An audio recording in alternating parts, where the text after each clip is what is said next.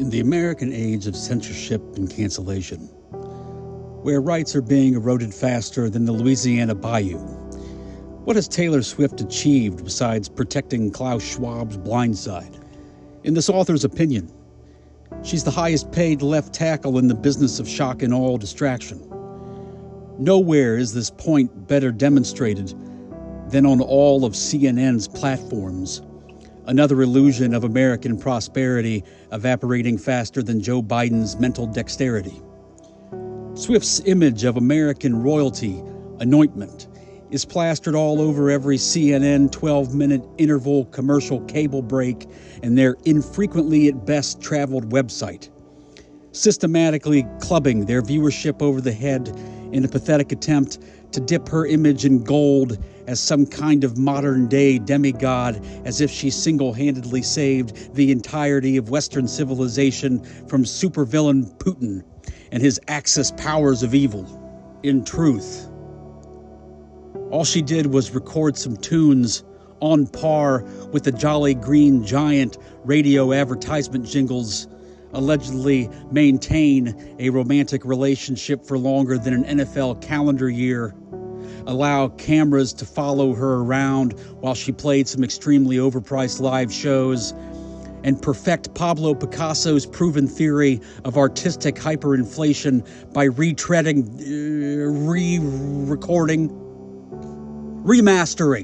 remastering two previously recorded albums, one of which will remain a lifelong thorn in her side, as it infamously proves her originally written and recorded versions will always be outshined by any real artist who decides to cover them. In many ways, the story of Taylor Swift is a story of corporate narrative exploitation. Hers is now the archetype of the age-old story of soul selling, described so hauntingly in Amos Lee's Soul Suckers.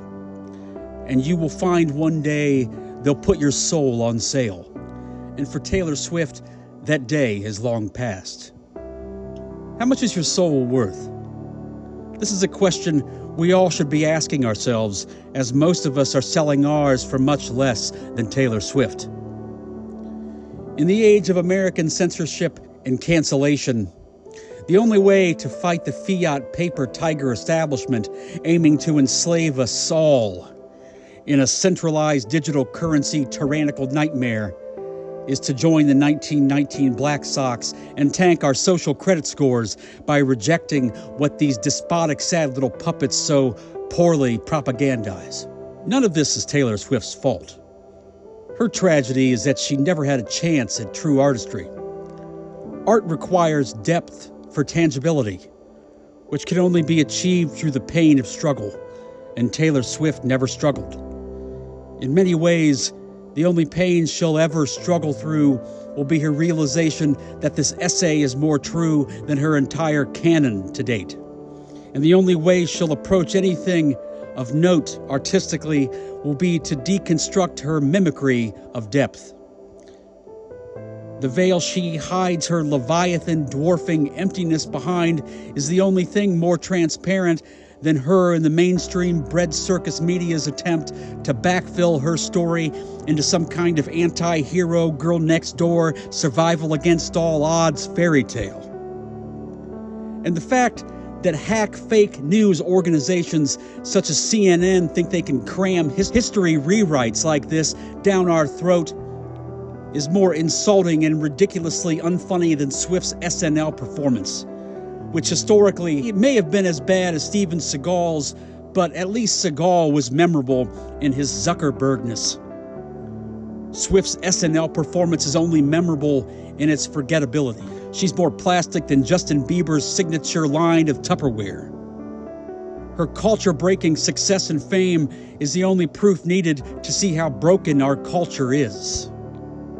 As Jimmy Dore said, your government isn't just normal corrupt, it's 100% corrupt.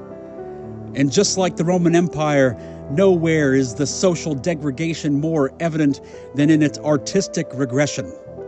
You may disagree or be offended by what I've written here, and if you are, I'd suggest taking a long look in the mirror if you think Taylor Swift or her work needs defending. But I'm sure we can agree that, in general, every genre of American art isn't exactly in its golden age. They've all been sliding for a while now, see Hunter Biden. But are they sliding down the slope of cultural collapse? That's yet to be seen, but not even the rosiest of tints can hide the fact that America is trending towards collapse. The red flags are innumerable, but just to name a few: the astronomical national debt, the erroneous and ridiculous act that they intend on paying it back, the crumbling school system, the disappearance of morals, principles, and ethics, the ballooning prison state, the privatized prison economy it created, the celebration of debauchery, the covering up of fiendish, possibly satanic elitist debauchery, the hypocrisy, the corruption insanity, the blatantly insulting lies vomited on the public, feebly attempting to cover all of that up, the never-before-heard-of amount of frivolous spending at every level of government, the false flags used to manufacture wars, the ludicrous war spending, its corruption, and the money laundering behind it all, the military-industrial complex and its federal defense budget that, along with Wall Street, is now too big to fail, the emergence of an American oligarchy and its historical concentration of wealth, the out-of-control tyrannical censorship, the complete dismantling of the Bill of Rights, all of which is done in the name of strengthening the borderline demonic aforementioned now pillars of not only our terminally ill culture, but the American and world economies. The criminalization of journalists, and finally, the pathetic public witch trials of the brave few historic whistleblowers that prove without a doubt that truth and justice have no place in what America has become. Despite the fundamental differences between America and Rome, all of the aforementioned facts, along with the regression of artistic quality and the blurring of gender lines, took place in the twilight years of the Roman Empire and are considered by historians to be precursory red flags of cultural collapse. But can we turn it around?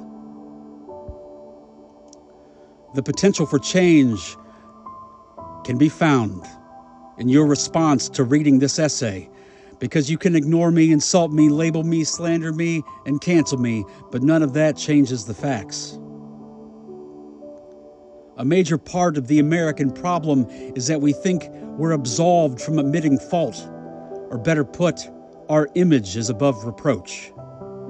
When social media was unleashed on the human race, everyone became their own publicist or image curator, so busy grooming our online profiles and filtering our untold number of selfies that everyone forgot who they really were in the process. We became incapable of saying I made a mistake or I'm sorry, and that's just the tip of our narcissistic cultural iceberg. When the people's army of brainwashed Taylor Swifties are consumed with directing the jumping of their soulless cyber images to the defense of the epitome of soulless cyber images, we're miles past the opportunity of realizing this is how you lose yourself. Sure, we could turn it around any time, but I'd peg the chances of that happening to the likelihood that Taylor Swift agrees with me.